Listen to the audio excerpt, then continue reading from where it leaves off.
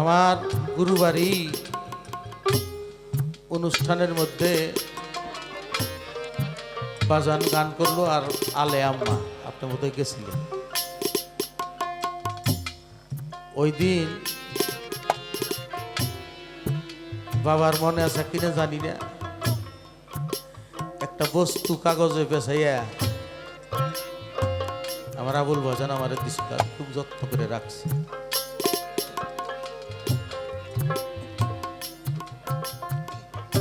তো রাখছি, তো তাতে যে আমি কি করব এটা আমার জানা নাই। আমার বাবার সাথে খুব ভালো প্রেম। আমাকে একটা কথা বলছে, কবি আমি জীবনে কিছু মানুষকে ভালোবাসি,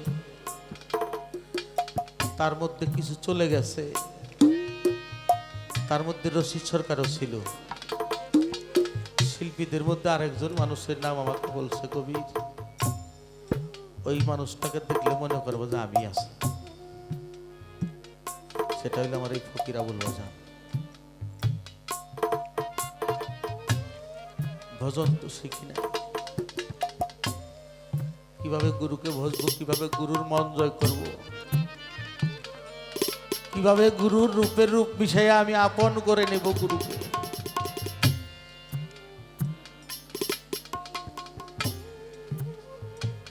এই যে জিন্দা সার কথা বললেন, কি গুরু ভজন বাবা। এরকম প্রেম অনেকেই হয়তো করেছে, যাকলা ইতিহাস হয়ে গেছে। ভাবে আসলাম, কোনো ইতিহাস করে যেতে পারলাম না।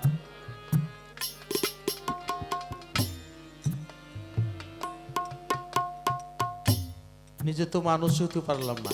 আমি কোনো একদিন টাঙ্গাইল আসছি বাবা, খুব খেয়াল করে শুনবেন। আমি টাঙ্গাইলে আসলে, আমি বাবা টাঙ্গাইল শহরেই থাকে, আমি দেখা করে যাই। ওই দিন মনে মনে ভাবছি আজকে সময়ও কম, আজকে ফোনও দেব না, দেখাও করবো না। আমি শহরের কাজ শেষ করে ওই ডিস্ট্রিক্ট গেটটা রওনা দিছি।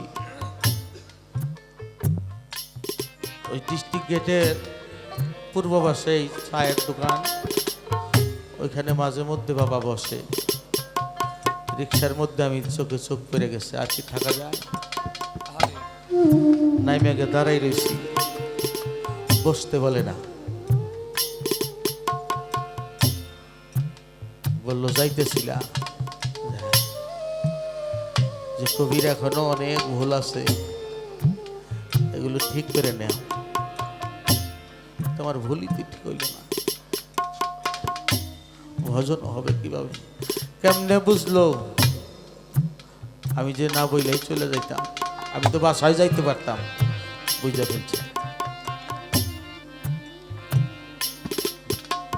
কি হয়েছে বাবা?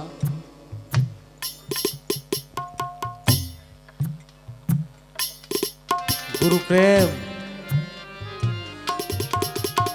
দেলোয়ার সাজির সাহিত্য করেছিল জুলহাস বাবা। গুরুবাড়িতেই থাকতে ছোট সময় থেকে, ওইখানে থাইকে বড় হইছে। ওই বাড়িতে একটা মেয়েও গুরুবাড়ি থাকে, দুইজনই বড় হইছে। বলে জুলহাস তোর তো বিয়া করার লাগে, বলে আপনার ইচ্ছা। তো ওই মেয়েটার সাথে জুলহাসের বিবাহ ঠিক করে বিবাহ দিছে। বলে দিলে বাবাকে এই বাড়িতে থাকবো, বলে না অনেকদিন তো থাকলে আর থাকা যাবে না। ওইখান থেকে নদীর ওই পারে গিয়া চরের মধ্যে বাড়ি করছে বাবা। গরিব মানুষ, কিছু টাকা পয়সা দিছে, একটা গরু কিনছে, গাভিন গরু, গরুটা পালে।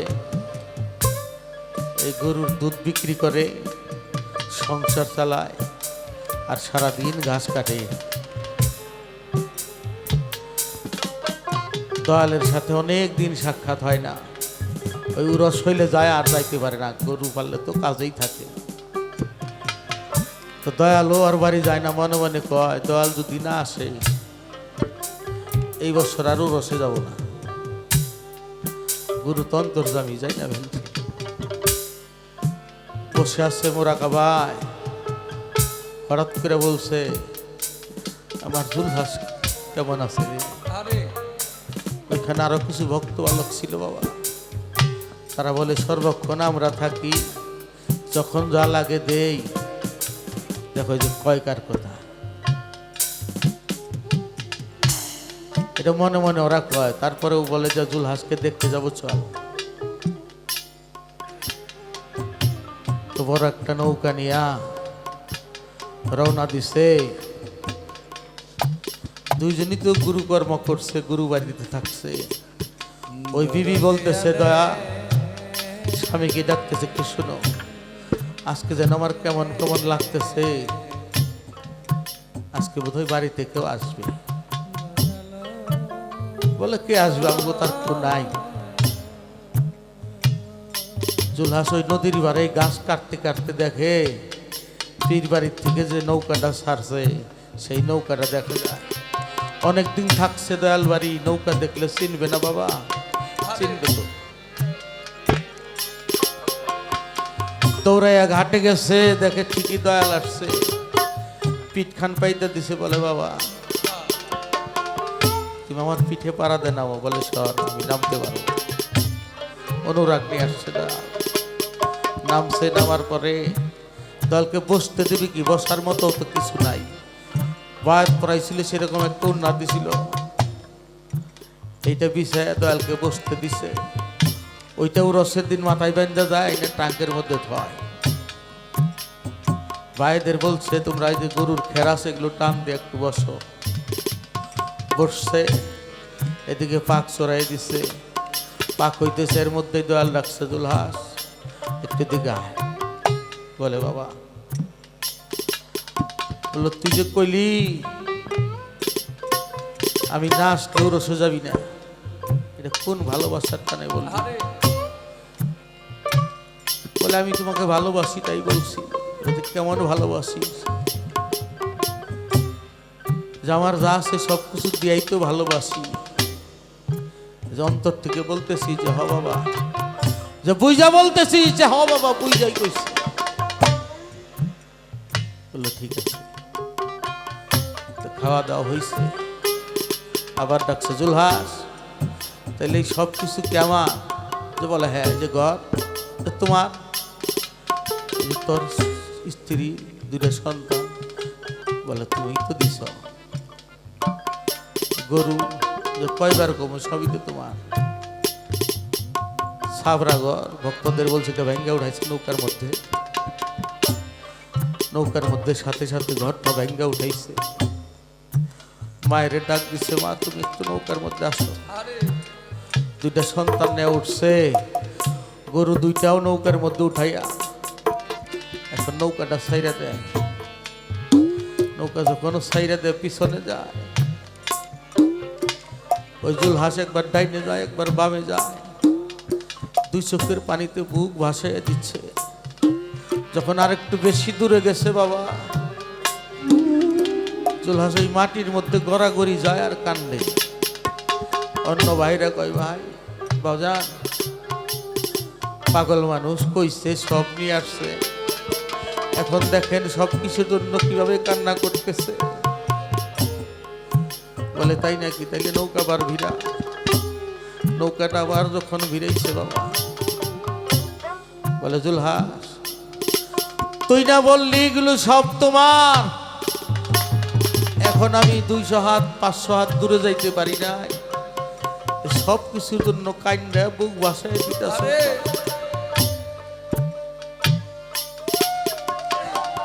বলে বাবা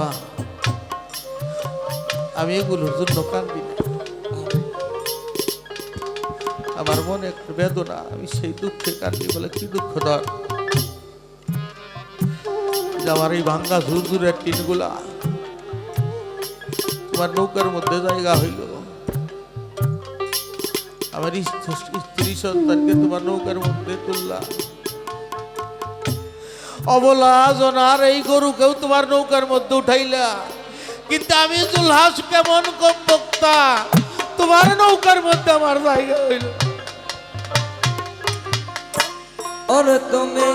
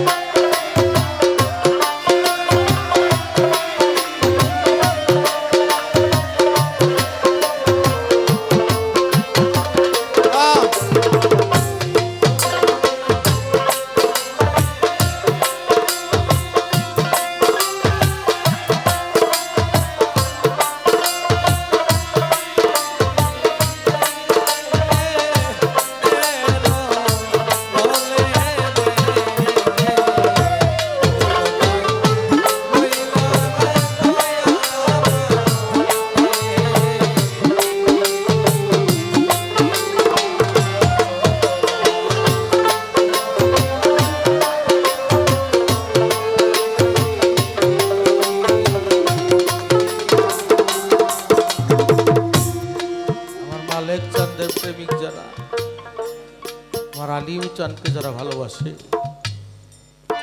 আমার শফিকুল জানে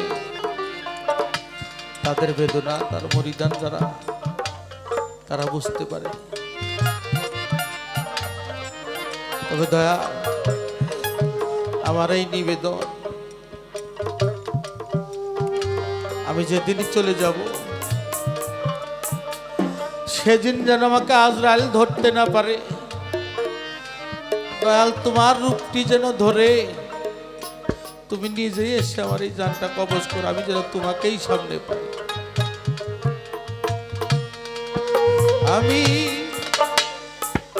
আগেই নালি কইরা রাখি, আবার যেন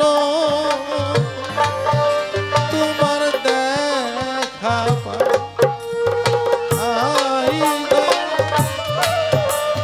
আগেই নালি কইরা রাখি, আবার যেন তোমার দেখা পাই। বান্ধব তোমার সনে প্রেম করিয়া ঘরে নাই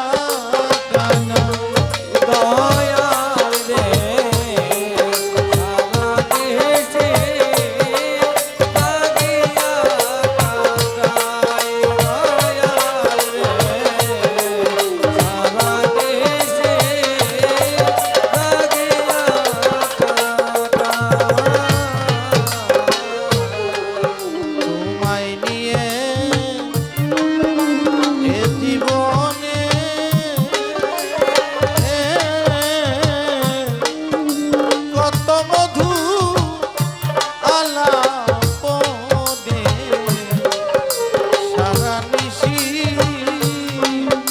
জাগিয়া কাটাই। আমার বুঝ মানে না পুরা মনে কি দিয়াতা রে বুঝায়। আমার বুঝবা না না ওরে মনে কি দিয়া রে বুঝায়। আমার বুঝ মানে না পুরা মনে রে কি দিয়াতা রে বুঝাই রে দয়াল কি রে বুঝাই। আগই নলি কই রাখি আমার লাগো তোমার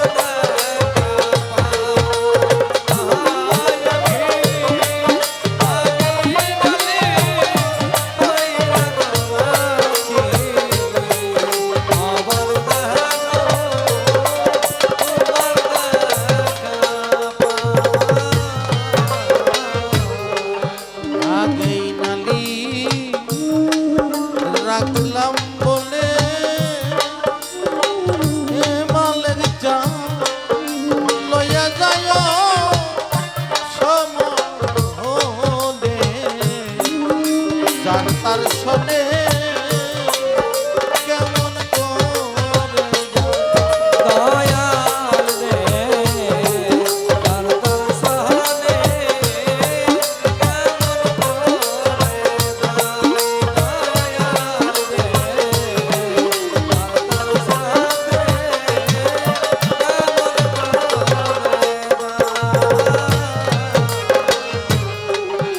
আগেই নালি রাখলাম বলে এ সমচল চা লইয়া যায় রে সমলে যার তার শোনে